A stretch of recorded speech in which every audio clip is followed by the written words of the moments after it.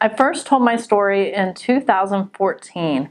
It was right after the Way Forward report came out, a document put out by the National Action Alliance for Suicide Prevention of recommendations that came from other individuals who are attempt survivors and things to do to integrate people with lived experience better into suicide prevention efforts. And there was a call for people to do YouTube videos in support of the document to talk about their way forward.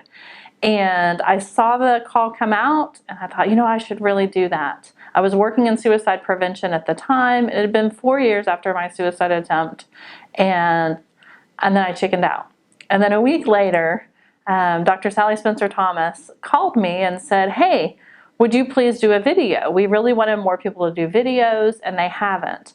And I told her I would, and she was thinking that I was doing it as an ally. And I said, I want you to know that I'm not an ally for people with lived experience, that I have lived experience. I'm a suicide attempt survivor.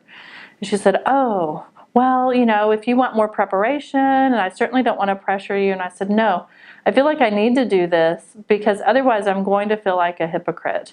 I'm always talking in communities and talking with individuals and letting them know that, having depression or having thoughts of suicide is no different than having diabetes, or if you survived breast cancer, survived a heart attack, you should be able to talk about your story, your healing story, your recovery story. And so that was my opportunity to put my money where my mouth was, so to speak, and to step forward and to share my own story. I was really fortunate. Sally helped me. I'd reached out to Eduardo Vega. I looked online for guidelines. I called my sons, my best friend, my family, to make sure that everyone was okay with me coming forward.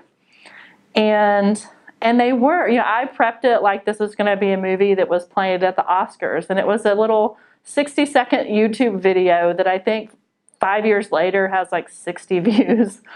But I wanted to make sure that it was a safe experience for me.